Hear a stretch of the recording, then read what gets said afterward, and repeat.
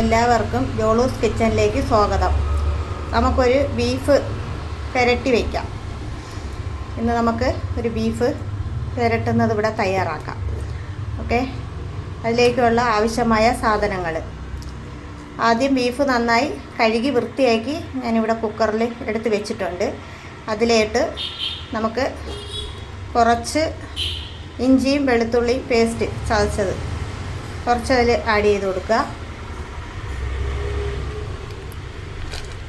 പട്ട,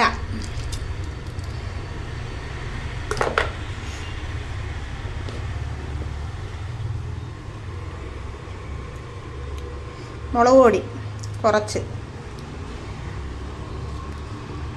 എല്ലാം ഇതിൽ കുറച്ച് ചേർത്ത് നമുക്ക് വേവിക്കാം. മഞ്ഞൾപ്പൊടി, കുറച്ച് മല്ലി, ഇനി കുരുമുളക്,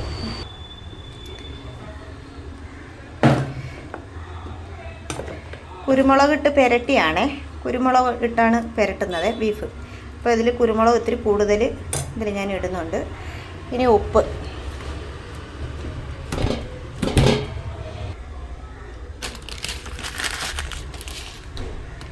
ഉപ്പിട്ടു.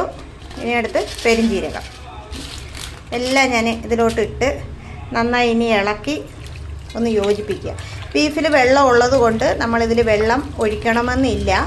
വേവുമ്പം ഇതിൽ വെള്ളം നന്നായി ഇറങ്ങി വരും. അപ്പോൾ അത് നോക്കിയിട്ട് പുരട്ടണത് കൊണ്ട് നമുക്ക് വെള്ളം ചേർത്താൽ മതി. ഓക്കെ, ഇതിൽ തന്നെ ഇപ്പം ഇങ്ങനെ ഇരുന്നാൽ മതി. ഇതിപ്പോൾ വെന്തിറങ്ങുമ്പോൾ നന്നായി വെള്ളം കാണും. അപ്പോൾ നമുക്കിത് അടുപ്പത്ത് വയ്ക്കാം. ചട്ടി അടുപ്പത്ത് വെച്ചിട്ടുണ്ട്. ഇനി നമുക്കിതാ വെളിച്ചെണ്ണ എടുക്കാവേ.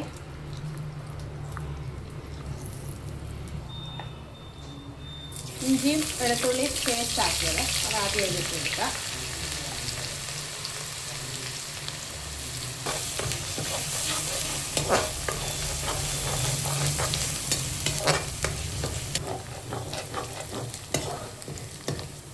ഈ കളറാകുമ്പോൾ നമുക്കിതിലോട്ട് ചുമന്നുള്ളി ഈ പരുവത്തിന് ചെറിയ കഷ്ണങ്ങളാക്കി അരിഞ്ഞതിന് ഇതിലോട്ട് ഇട്ട് കൊടുക്കുക.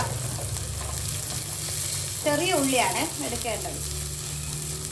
സവാള എടുക്കുന്നവരുണ്ട്, പക്ഷേ നമുക്ക് കുരുമുളക് ഇട്ട് ബീഫ് പുരട്ടുമ്പോൾ ചെറിയ ഉള്ളിയാണ് ആഡ് ചെയ്യാനുള്ളത്. എത്രത്തോളം നമ്മൾ ചെറിയ ഉള്ളി ചേർക്കോ അത്രത്തോളം ബീഫിന് നല്ല ടേസ്റ്റ് കിട്ടും. ഇത്രയും പച്ചമുളക്, ഒരു 4 പച്ചമുളക് ഞാൻ ചെറിയ കഷ്ണങ്ങളാക്കിയത്. ഇതൊന്ന് വഴണ്ട് വരാൻ വേണ്ടി കുറച്ച് ഉപ്പ്. ബീഫ് വേവിച്ചതിൽ ഞാൻ ഉപ്പ് ആഡ് ചെയ്തിട്ടുണ്ട്. അതുകൊണ്ട് ഇതിൽ ഉപ്പ് നമ്മൾ കുറച്ച് ഇടുന്നുള്ളേ. ഇതിലോട്ട് തേങ്ങ ഇങ്ങനെ കൊത്തി അരിഞ്ഞത്, ഇത് ഇടണമെന്ന് നിർബന്ധമില്ല, വേണമെന്നുള്ളവർക്ക് ആഡ് ചെയ്യാം. ഇതുകൂടി ഇട്ടാൽ നല്ല ടേസ്റ്റ് കിട്ടും.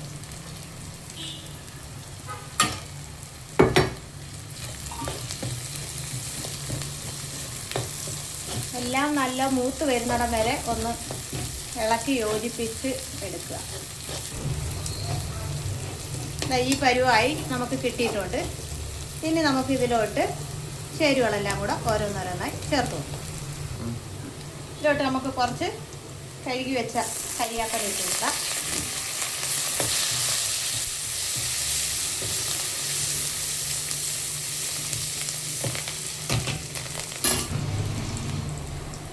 കുറച്ച് മഞ്ഞൾപ്പൊടി നമ്മൾ ആദ്യം ഇട്ടിട്ടുണ്ട്.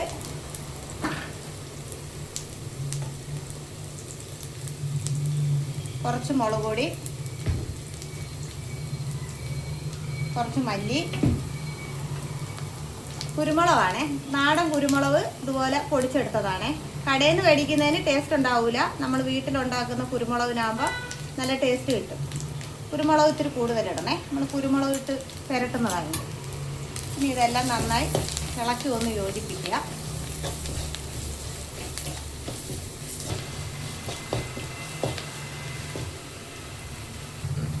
നമ്മളിതാ ഇതിലോട്ട് മീറ്റ് മസാലയാണ്. മീറ്റ് മസാല 2 സ്പൂണ്. 1 കിലോ ബീഫ് ഉള്ളതുകൊണ്ടാണ് ഞാൻ 2 സ്പൂൺ എടുത്തത്.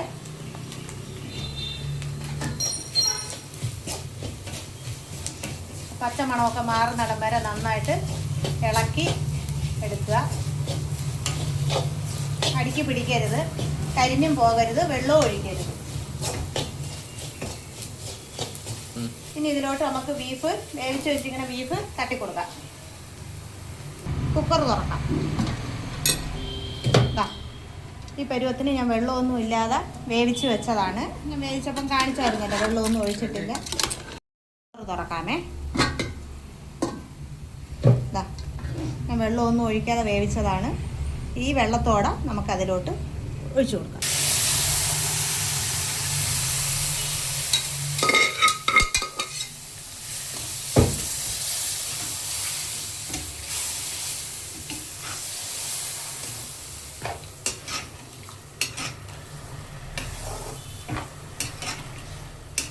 ഇനി ഒരു തുള്ളി വെള്ളം ഒഴിക്കരുത്.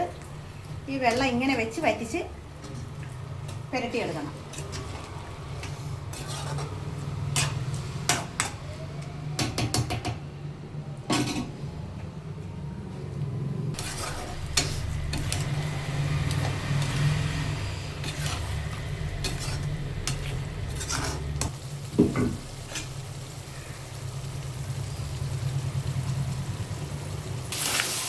നന്നായി വെള്ളമൊക്കെ വറ്റി ഏതാണ്ടൊക്കെ ആയിട്ടുണ്ട്. ഈ പരുവത്തിന് വേണമെന്നുള്ളവർക്ക് ഇങ്ങനെ ഓഫ് ചെയ്തെടുക്കാം. പക്ഷേ പെരട്ടെന്ന് പറയുമ്പോൾ ശകലം പോലും വെള്ളം കാണത്തില്ല.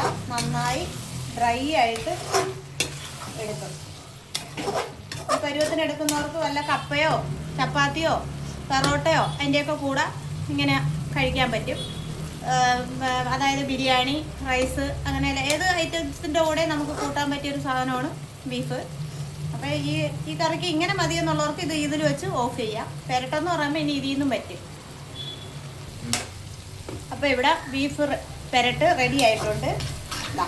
ഒരു ശകലം പോലും വെള്ളവും ഇല്ല, ഒന്നുമില്ല. ഇതുപോലെ പെരട്ടി എടുക്കാം. അപ്പോൾ എല്ലാവരും ഒന്ന് ട്രൈ ചെയ്ത് നോക്കുക. എൻ്റെ വീഡിയോ ഇഷ്ടമായാൽ എനിക്ക് സബ്സ്ക്രൈബർ തരിക. പിന്നെ ബെല്ലൈക്കൺ അമർത്തുക, ലൈക്കും അടിക്കുക.